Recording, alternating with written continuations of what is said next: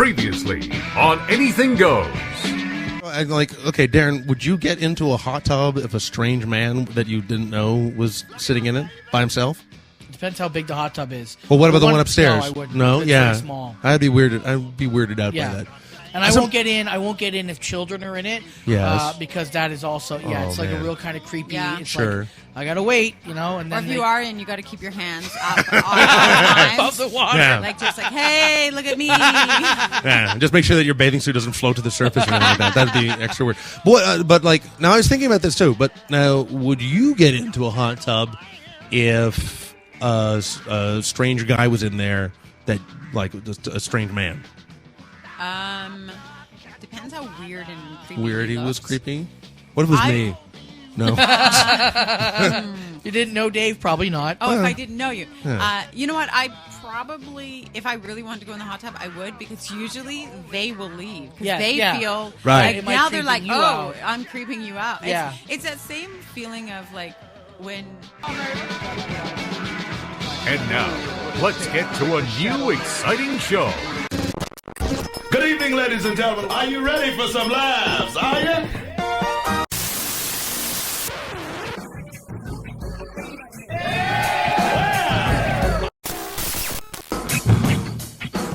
Remember, if you don't remember it, it never happened. This is Anything Goes with Darren Frost, How the fuck am I funny? Dave Martin, What have we got here? A fucking comedian. and Kathleen McGee. And I'll execute every motherfucking last one of you! Can you dig it?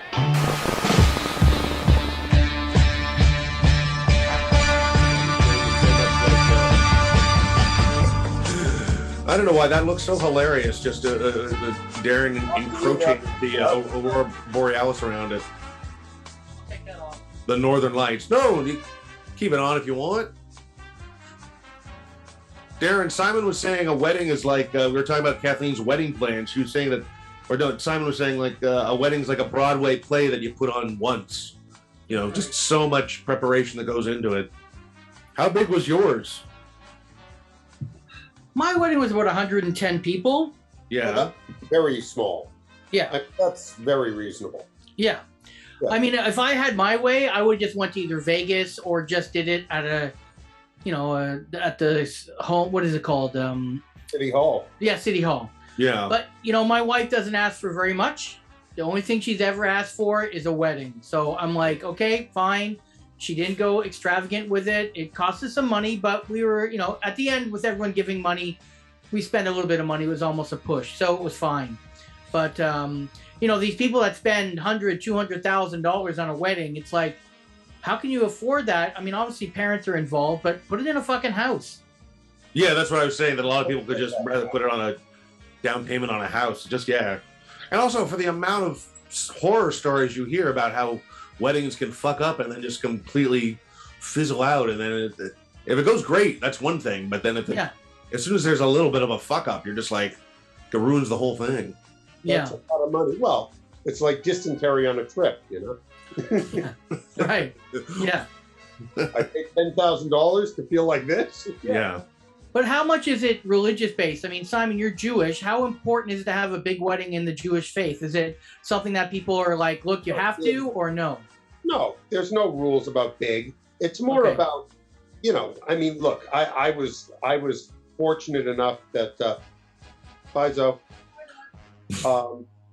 that's my daughter. She's leaving home. We don't have a big thing about it. She doesn't want to hear the wedding talk. She's still young. Yeah. Exactly. Let her live. She's moving out, I mean, both of my brides' families had plenty to make a huge wedding without it making a dent in their lives.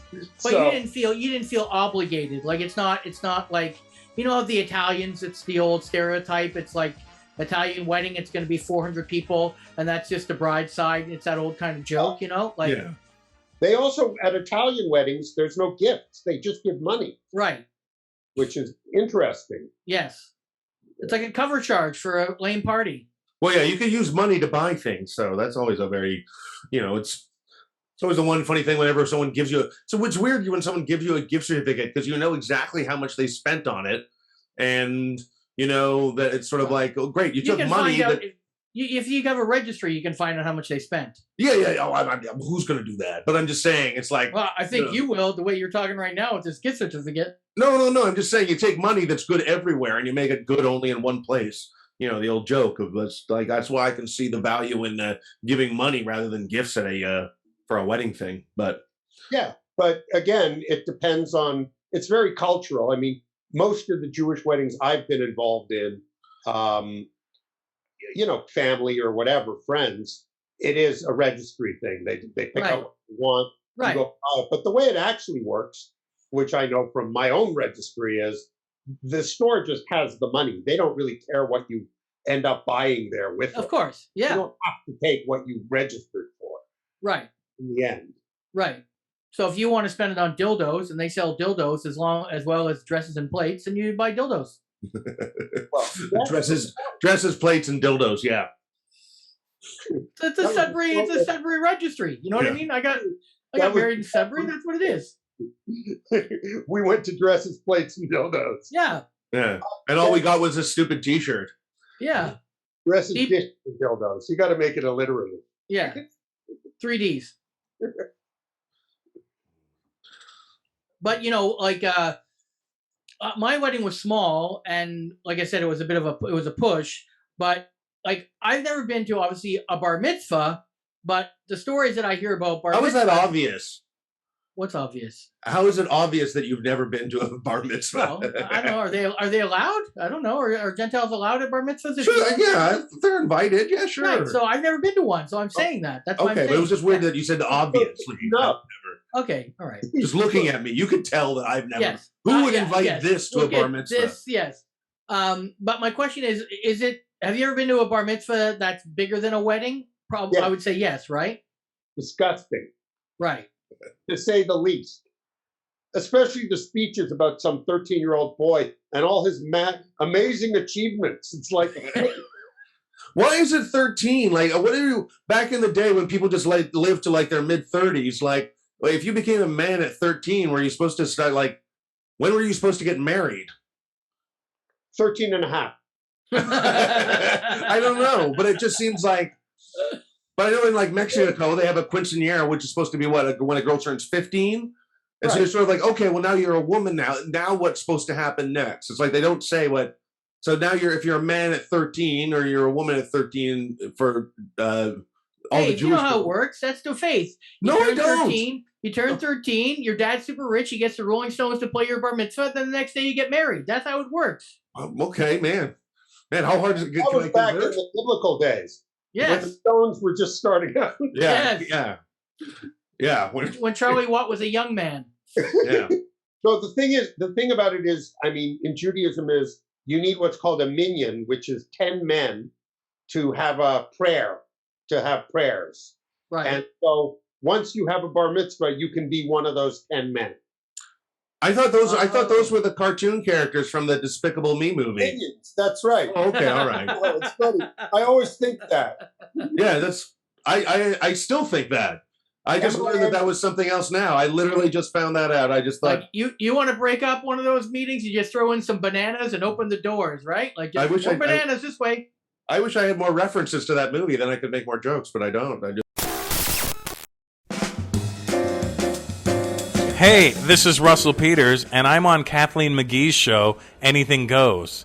Oh yeah, Dave Martin and Darren Frost are on it too, but I really believe that it's Kathleen McGee's show, because she can squirt. Oh yeah, and it's on XM Radio, but I guess you knew that because you're listening to it.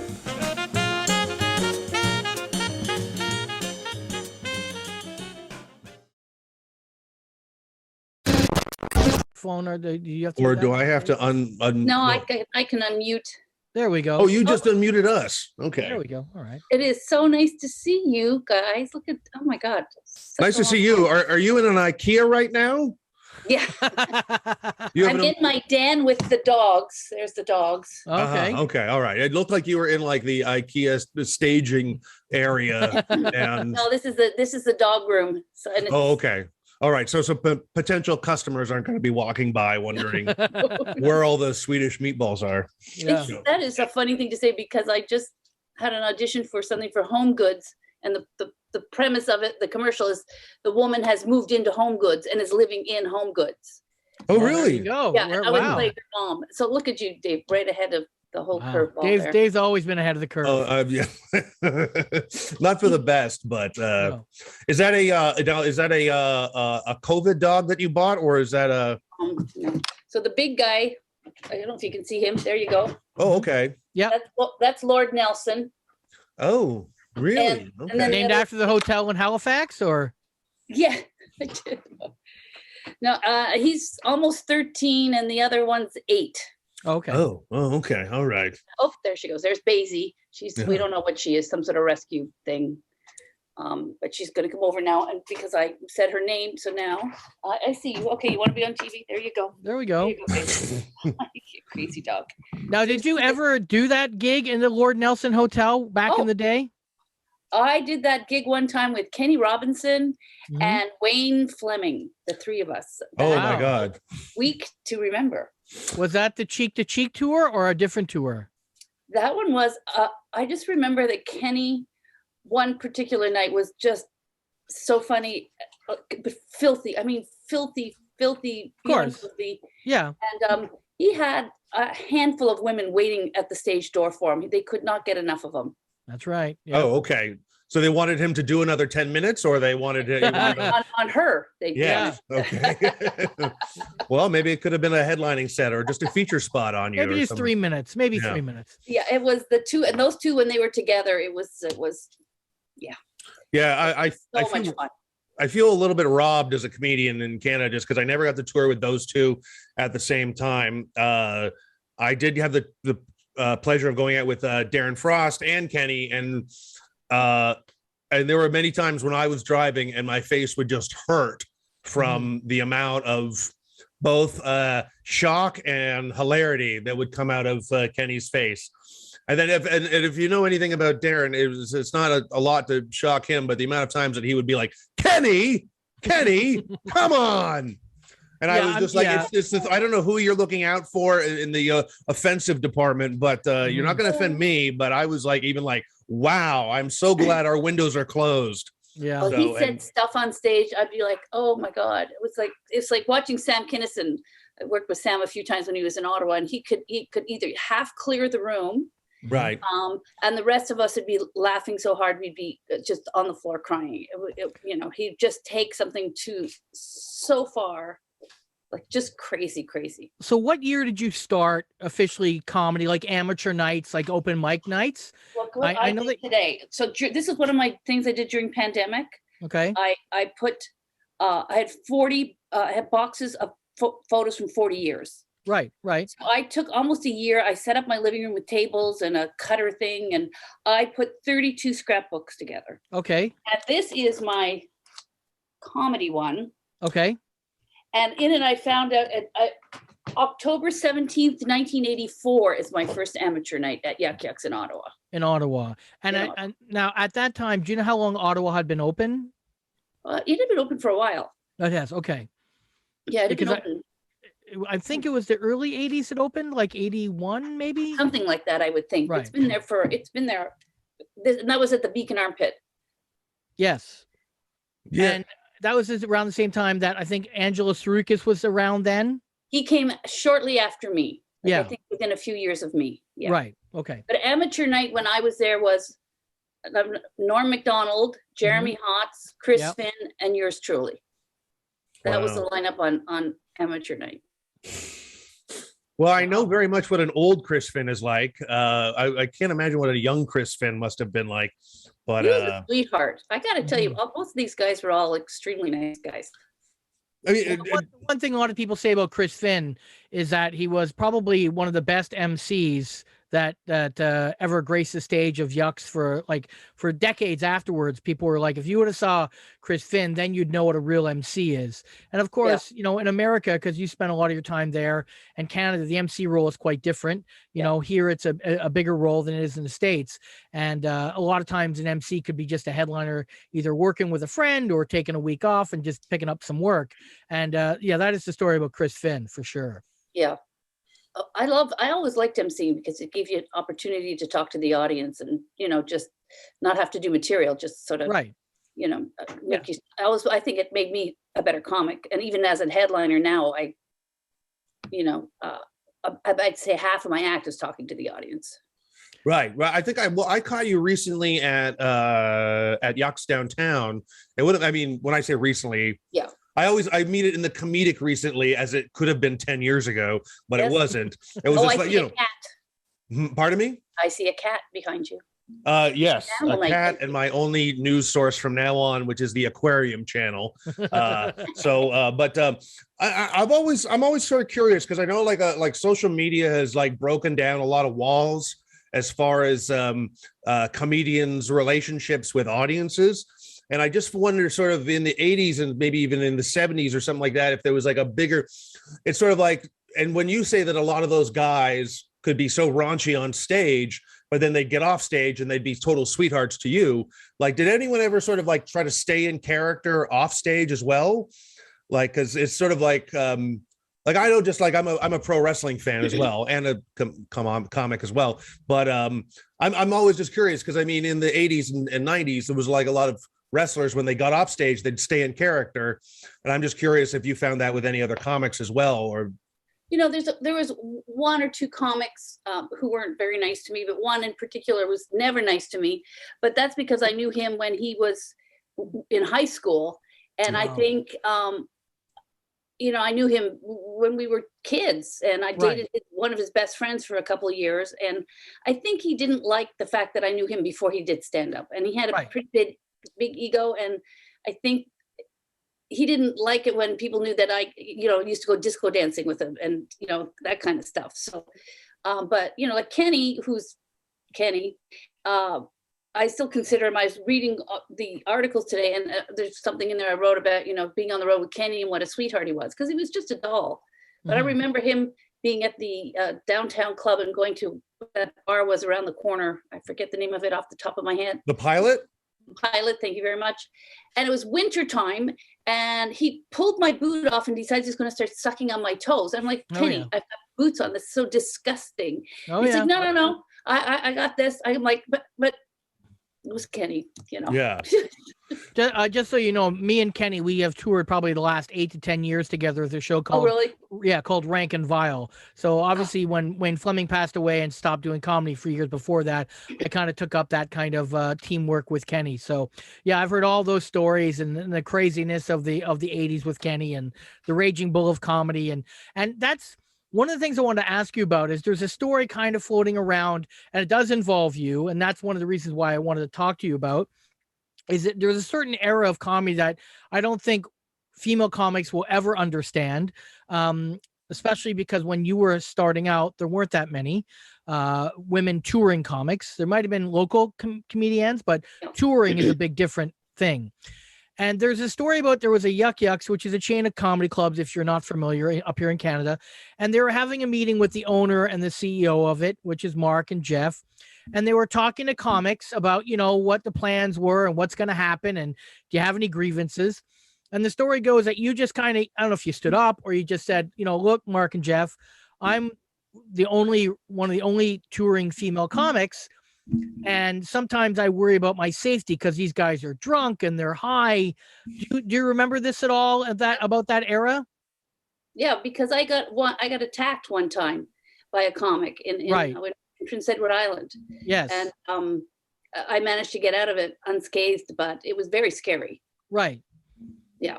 But comparing that era to now, because obviously there's way more young women comedians, which is great, but back then there wasn't. When you go on the road now, which I don't know, I'm not sure if it's really the same. You being a mother now, you're not touring as much as you used to, if at all. Of course, not the pandemic, but do you see a kind of big change in attitudes, or do you think it was just, the same? I don't know. I'm not really sure. I can tell you in the 80s, when I worked with guys like Kenny or whatever, I always had a comic walk me back to my hotel room, always. Right. Or a manager, or if I was driving a car, I had made sure they walked me back to my car. Right. Because you don't know especially if I'm on stage and I'm, giving some guy a hard time, if he's mad, if he's going to follow me up to the car. I was attacked on stage one time at the Yuck Yucks in Niagara Falls. Some guy was being a complete dick, and I just, made some reference to the size of his penis being about the same size as his brain. Right. And, and he took offense to that, and he came up on stage to attack me. And I managed to get out of it. But, those kind of things happen very rarely, but they do happen. So I was always really careful. I never liked sharing condos with guys, because a lot of condos have no locks on the doors. Yes. Yeah, of course. You gotta share a bathroom. That same bathroom. And like I said, most of the guys were delightful like Kenny, but there were a couple of assholes out there who didn't like the fact that I was headlining and they were middling for me, that kind of stuff. Absolutely happened. So I stopped working shows that had condos. Right. I just didn't do them anymore. And that was a big thing in America, the whole comedy condo phenomenon. I mean, it happened a little bit in Canada, but sometimes you'd be on the road, you'd be put up in a band house, which is pretty much a comedy condo. Yeah. But in America, that happens quite a bit. And I mean, there's guys like Rich Scheidner talks a lot about the comedy condos, and even in documentaries, they filmed a few of them in one and whatever. But so you didn't really do much of that once you moved to America? No. No, I know that. I mean, there was a Rolling Stone article that came out in like 86 or something like that talked about comedians being like the new wave of rock stars. And I think a lot of comics might have tried to go out of their way to live up to that and tried to be that, even though, you're sort of like, come on, man, you just, I just shared a meal with you. You are not a rock star. You were staying in the same hotel. Yeah, we're at Swiss Chalet. Yeah. Yeah. Right. You're gonna eat it off the corner of your bed in your hotel room, off the the ironing board. So yeah, you're not a rock. But I mean, I know a lot of guys felt like that they might have wanted to live up to that. And please, I remember going to the Winnipeg Comedy Club. When you're doing those Western gigs, you'd have like some one-nighters between, and sometimes you'd get in the day before the gig, or somebody had just left and they hadn't cleaned the condo yet. And the headliner, I was headlining the guy in there before me, I won't mention his name, but mention his name. No. Okay. But there was a Penthouse magazine on the floor beside the bed with a big wad of Kleenexes stuck to it. Right. And I'm not a prude, but I called Yucks, and this was before cell phones. I said, listen, can you just, if we got to be in the condo, man, can you at least have the room cleaned? I don't need, his paraphernalia left over. Yeah, that's not being a princess. That's just being normal. Yeah. So, so there was that kind of stuff. And I remember working in Atlantic City with a couple of big headliners, and there too, I don't know why, because we were working at the Trump Towers or one of those big, huge casinos, but they didn't put you up in the hotel. They put you in the stupid comedy condo. Yeah. And I remember clearly one night, this guy was a big comic, and he came we started the show, and his wife or girlfriend showed up at the show. Meanwhile, his girlfriend was back at the condo. And he's like, could you go? Because there were no signs. He goes, could you go and tell her she's got to pack her shit and get out of there because my wife is here? And it was like a whole thing. I'm like, oh my God. It's like just drama. It was fun. It was really fun. Do you ever think back, because the 80s was the kind of rock and roll years for stand-up, especially the mid to late 80s, like you said, the Kinnison years and all that. Do you ever kind of look back and go, oh, it's never going to be like that and I'm okay with it? Or do you kind of yearn for it? No, I had, especially when I was reading over all the, newspaper articles and stuff today, I had so much fun. Mm-hmm. I mean, I was, like you said, I was really the only woman headlining in Canada, the only one touring, certainly. Which was kind of fun. And you're also the first Canadian woman to do Just for Laughs. Is that correct? That is correct. Right. Yeah. So I was kind of a pioneer then, and there were no women around at that time. There was just me. Right. And there were a couple of comics who were comic/writers, and they lived in Toronto, but there was nobody else touring. And then finally, when we finally got a couple more comics like Judy Kroon, who's a very dear friend to this day, they didn't do women's shows. They didn't want to have, two girls together. So I never really had the opportunity to work with women. Right. There's that whole thing, especially back then, I'm sure even more so than now, we can't have more than one woman on a show. Yes. So if there's a year. Yeah. So if there's 4 female comics, that's 4 different shows. It can't be. And of course, as we saw with like even Jenny Jones, who made a fortune out of doing the all women shows. And it's just, it could have been something that they did, but of course their own business sense didn't think that far ahead. But yeah. We used to do one. Yeah. Howie and I used to do one once a year around Valentine's Day. For several years we did it, and they were always sold out. And they were so much fun because the audience is coming to see women comics, right? Right. So, yeah.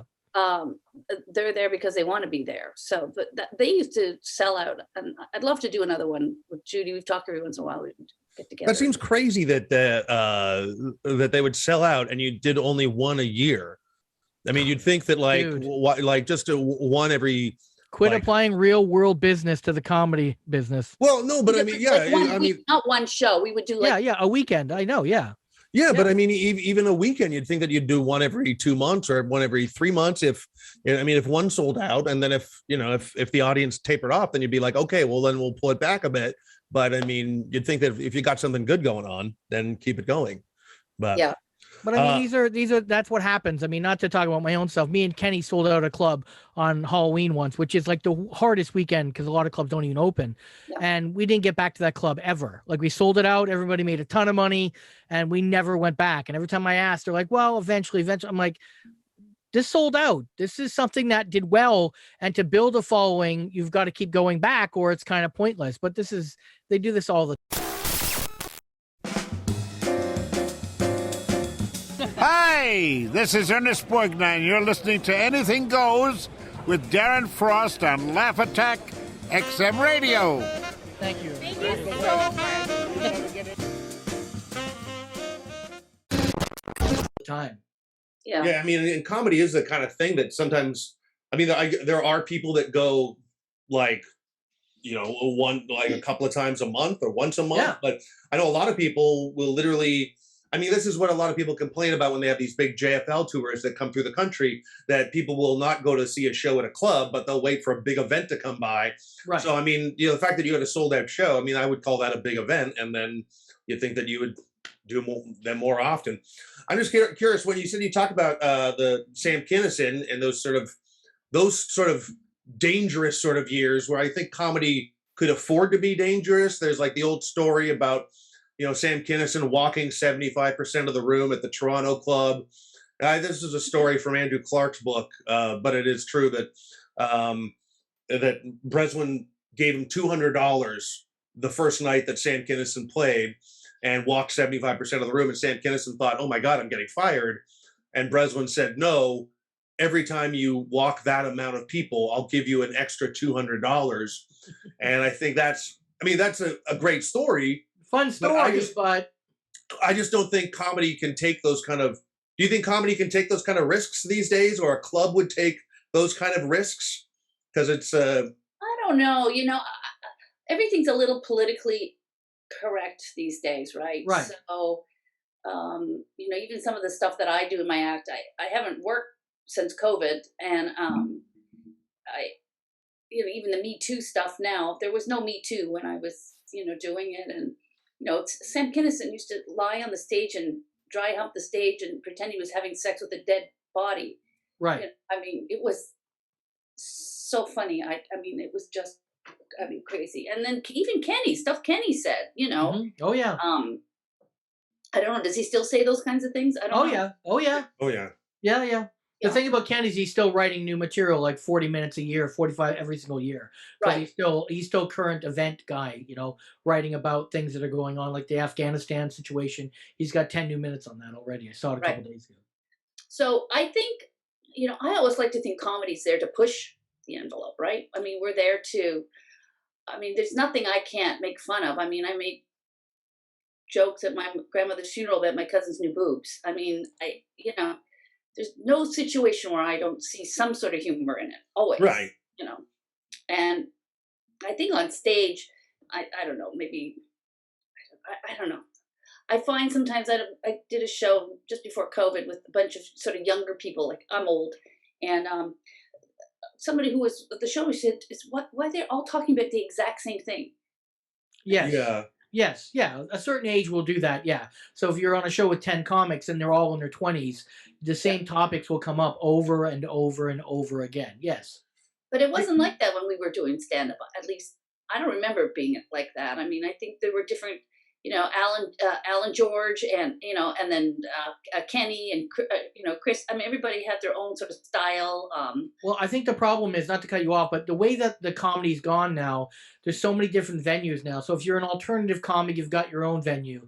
If you're a character comic, you can do Second City type stuff. If you've got all these things aren't on one show anymore. So like even when I was coming up in the late 80s, early 90s, there was still a show would be a bit of a variety show like you're talking about. Right. And I saw that kind of die in the mid 90s to late 90s once all the kind of alternative venues popped up, because they had different venues now. They could go there and be with like comics. Right. And that is great for them, but for the art form, it does kind of die a little.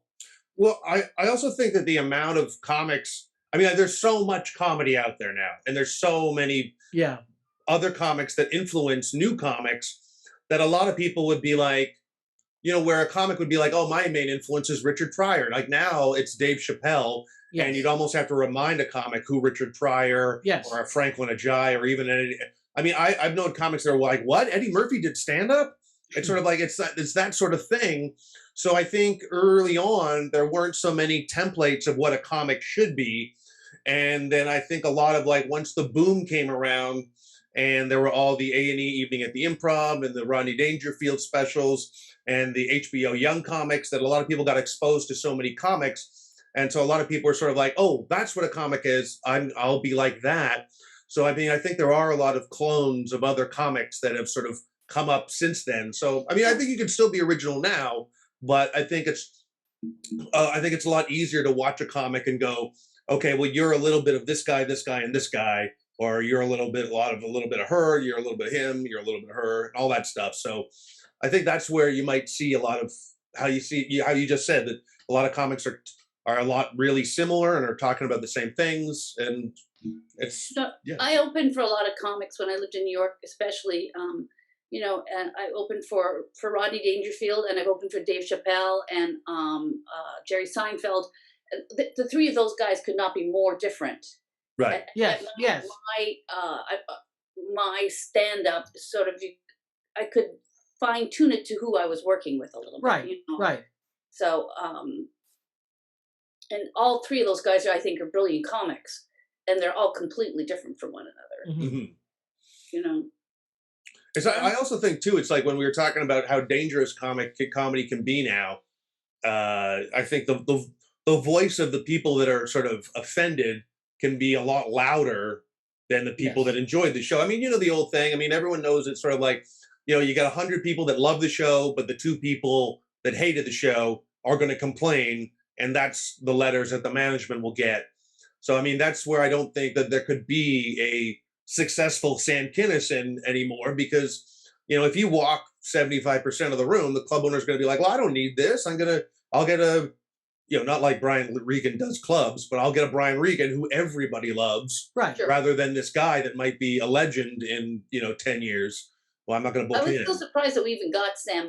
I watched him several times. I mean, he was, I don't know. Well, he wasn't getting booked a lot in the States because of the walkouts. Yes. And so Mark sort of gave him that sort of chance. And one of the things to his credit is that, he booked Sam when nobody else would. Well, but you know what? It's like that. The idea of Andy Kaufman. Everyone loves Andy Kaufman, right? It's hilarious. It's amazing. Yeah, I think it's funny. But you know what? If I was a grip on the set of Taxi, and I just wanted to work my day, and I've got to wait because this guy named Andy Kaufman is doing Tony Clifton, and he's fucking the whole shoot up, and I can't get home to my kids, and I have a life, I'm not going to find that funny. Same thing. I love Kinison, some of it I don't, but there's certain parts of it I love. But if I was an audience member and I didn't know I was going to see that, especially back then, they didn't really advertise that well, and you think you're going to go see a Rodney Dangerfield type, and you and your girlfriend are there, and you've dropped the money, and you paid for parking, you paid for a babysitter, and this guy comes on stage screaming at you, which I do, and I get it. I can see why they don't like it. I'm not saying it's, wrong or right. I can understand it. Yeah, And I mean, yeah, like that's where you're talking about those owners of clubs. They don't want to do the marketing. A lot of them, they don't want to separate or do any extra business or work. If I can just get a Brian Regan to make everyone happy, and I'm a big Brian Regan fan, so I got no problem with that. But I understand the business behind it. Yeah. Yeah, I mean, if you went out on a date and you went to a comedy club and Andy Kaufman was there and you just saw him, oh, he's the guy from Taxi, but then he starts reading The Great Gatsby on stage or do something really weird. Yeah, that's a funny thing between. I never found him funny. He was just too weird for me. Yeah, it was not my style of comedy. Yeah, but I mean, I always loved the Letterman appearances that he would do, Yes. but that's Yes. you're watching David Letterman react to Andy Yes. Kaufman. It's not the same. But if you saw him in a club and you were taking this, you were on a first date and you just have to look over at your date and you're like, I don't know what this is. I'm really sorry, but And if you don't really understand the inside of comedy or meta comedy, and you're just a real kind of, I hate to say meat and potatoes kind of comedy person, you'd be just going, what the fuck is this? I just paid a door and a cover and 2 drinks, and I don't understand this. I always say that to the comics. When you mentioned it earlier, sometimes they show up on stage looking like the cat dragged them in. They're all dirty and hair nasty, and I'm like, listen, people just paid a lot of money to come here. They got a babysitter. They've had dinner. Yeah. They could at least comb your fucking hair and put on a clean shirt. Can you do that? Unless your on-stage character is a schlebbish guy, and that is part of it, I get it, but I know what you're saying. 80% of male comics don't dress up for a show. I mean, I'm not saying I dress up, but I always look nice. Yeah. I'm always touring with Kenny, who's got the suit on and the hat and everything, looking like $1 million. And that's another part of the art form that's kind of dying, dressing up for stage and just wearing whatever you want. I always took that very seriously, and it was hard because I had a really fine line to walk in the 80s. And I was just reading all these interviews again today and talking about, I always liked to wear skirts and heels, and I wore them on stage a lot. And that made my job 1,000 times more difficult because, the comics at that generation, there was like the Ellen DeGeneres with, they all wore the same thing, the big jacket with the big shoulder pads and baggy pants, and really tried not to bring any attention to the fact that they were female to start with, that they just wanted to be androgynous, because it's easier. Mm-hmm. And, Joan Rivers and Phyllis Diller, God love her. Phyllis had her little, the whole thing, but Joan always dressed up and always looked nice. And I always, in my real life, I always, try to put makeup on and, have my nails done and that kind of thing. And most of my stand-up life, maybe the last 10 years, not so much, but when I was younger and had the legs for it, I always had a little black leather skirt on or some high heels or, and the boobs weren't hanging out, but showing a little leg or something that I was a girl. Yeah, well, what's the old? I forget who said it, but always dress a little bit better than the audience. Right. Yes. That was I forget what club manager that was, but especially if you're playing a theater. Pardon me. And especially if you're playing a theater, like if you're playing a bigger venue, you can't walk in with track pants on and a fanny pack. You can't. But you should never, ever wear a fanny pack ever. No. Yeah, there's some comics in Canada we should talk to then. But I noticed that same sort of thing a little while ago, where you'd see the old Jay Leno photos of him with the sports jacket with the sleeves rolled up. Yeah. And I think I made the comment once that like the sports jacket with the sleeves rolled up is, the hoodie and the T-shirt is now the new sports jacket with the sleeves rolled up. Which if you're working a night at a club, maybe I guess so on a Thursday. But yeah, you'll step it up a little bit on the weekends. But I remember seeing a guy who Conan actually said, this is his very first time on television. And please welcome to the stage, I forget the guy's name, but he looked like he was in his like late 30s, early 40s. And he was wearing jeans, a hoodie, and a T-shirt. And he was clearly like, you could sort of tell that someone told him, dress a little younger. Do you have a hoodie? And you're just sort of like, dude, we were just told that this is your first time on TV, and this is how you're. He looked like he was wearing the same thing that he wore driving to the studio to do the spot, and like there was no other extra set of clothes. It was just sort of like I get it when you want to look, I'm too cool for this, but you can still do that in style, is what I'm saying. Yeah. I used to give the guys, some of the guys over the years, I actually took them shopping a few times, helped them pick out a jacket and a shirt or Did they ever do the does this will look good on stage to the person working there? You ever heard that story? Oh, a comic will say like, we'll go into like a store and go, do you think this will look good on stage? And they're like, oh, why stage? Oh, I'm a comedian. And they, it's kind of years ago. There's a comic named Joan Fagan who I ended up doing a show here years later called Three Blonde Moms that we did really well with it. It was a great show, and we were doing that Western tour, and we were in the middle of nowhere, and they had given us a car to drive, and the car, unbeknownst to us, they forgot to tell us that the gas meter thing didn't work, and we ran out of gas in the middle of the prairie somewhere, and we had to call AAA, and they came, and Joan and I looked like hell. We both had baseball hats on and no makeup, and we're just driving to the next gig, and we said, we got to get this thing going. We got this gig. The guy's like, you guys aren't comedians. So Joni pulls out her 8x10 to give it to him, and he looks at it, he goes, that's not you. That's us. That's been sort of our ongoing gag all these years later. Right. That's not you, no. So we just have about 2 minutes to kind of wrap it up. We didn't really get to much of the list that I want to. So maybe in a couple weeks or a couple months, we'd love to have you back, and we'll talk about the stuff after the 80s. I know that you've done a lot of other work, and you're a mom, and you now live in Los Angeles. We can talk more about that. But if people want to get a hold of you now, how do they? Because I noticed you don't have a website with your name anymore. No, I do. You do? Yeah. LisaGayTremblay.com. It better be there. Can somebody check quick? Okay. I would check that if I were you. We'll go looking and we'll throw that up. But okay, check quick, Dave. Check quick. Well, I'll let Darren check. Well, because it got hacked a couple years ago, and it was a big Viagra thing came up. That's what came up. Not again. I hate to say that, but maybe my phone's like from a couple of years because of cookies, but you might want to check into it. But if people want to get a hold of you through Twitter or any other way, how do they get a hold of you?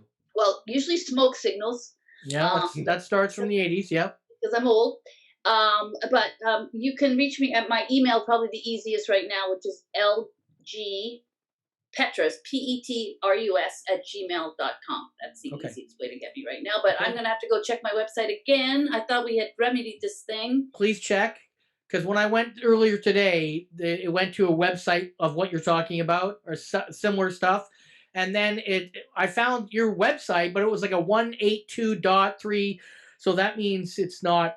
Somebody hacked me again. Yeah, they hacked you again. So we'll put all that information at the end for people to check. But just message me again to make sure that your website's back up. Yeah. And are you just before we get out of here? Are you eager to get on stage since once COVID's kind of overish? Yeah, I was in Ottawa recently, and they said, "Do you want to do 10 minutes?" And I said no, because I just couldn't get my head wrapped around standing behind plexiglass. Yeah.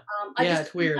I don't know how to explain it, and I have not asked for any work in Canada right now or even here, because I know, people are really struggling financially. Yep. They're not working, and my husband's got a job, and so I can still make the mortgage payment every month, and most of my stuff is and even auditions now we're doing everything online. So right. And I'm not that keen on being in a comedy club.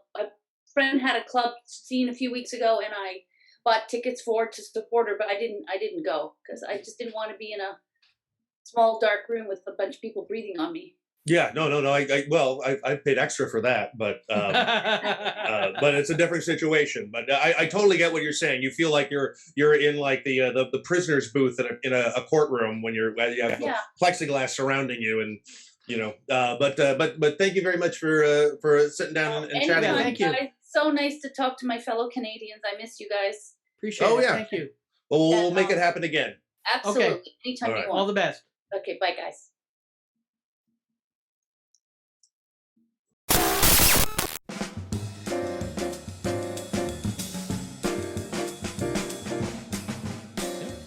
Hey, this is Erica Sigurdson. You're listening to Anything Goes on Sirius FM. XM. XM. Yeah. Fuck. Don't worry. We'll. Everyone's done it. Yeah, that's Everyone okay. from Vancouver has said FM. Hey, this is Erica Sigurdson. You're listening to Anything Goes on Sirius XM. That's great. Even though we'll probably use the one where you screwed up. Everyone said fuck.